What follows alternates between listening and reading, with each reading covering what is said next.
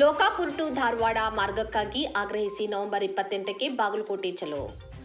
ಬೆಳಗಾವಿ ಜಿಲ್ಲೆ ರಾಮದುರ್ಗ ಮತ್ತು ಸೌದತ್ತಿ ತಾಲೂಕಾ ರೈಲು ಹೋರಾಟ ಕ್ರಿಯಾ ಸಮಿತಿ ವತಿಯಿಂದ ಲೋಕಾಪುರದಿಂದ ಧಾರವಾಡ ನೂತನ ರೈಲು ಮಾರ್ಗ ನಿರ್ಮಾಣಕ್ಕಾಗಿ ಸತತ ಹೋರಾಟಗಳು ನಡೆಯುತ್ತಿವೆ.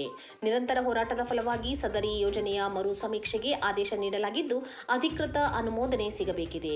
ಆದ್ದರಿಂದ ಇದೇ ನವೆಂಬರ್ 28ರಂದು ರಾಜ್ಯ ರೈಲ್ವೆ ಅಭಿವೃದ್ಧಿ ಹೋರಾಟ ಸಮಿತಿ ರಾಜ್ಯಾಧ್ಯಕ್ಷರಾದ ಕುತ್ಬುದ್ದೀನ್ ಖಾಜಿಯವರ ನೇತೃತ್ವದಲ್ಲಿ ಬಾಗಲಕೋಟೆಯ ರೈಲು ನಿಲ್ದಾಣದ ಆವರಣದಲ್ಲಿ ಲೋಕಾಪುರದಿಂದ ಧಾರವಾಡ ನೂತನ ರೈಲು ಮಾರ್ಗ ನಿರ್ಮಾಣ ಸೇರಿದಂತೆ ಇನ್ನಿತರ ಬೇಡಿಕೆಗಳಿಗೆ ಆಗ್ರಹಿಸಿ ಪ್ರತಿಭಟನೆ ನಡೆಸಿ ರೈಲ್ವೆ ಇಲಾಖೆಯ ಉನ್ನತ ಅಧಿಕಾರಿಗಳಿಗೆ ಮನವಿ ಸಲ್ಲಿಸಲಾಗುತ್ತಿದೆ.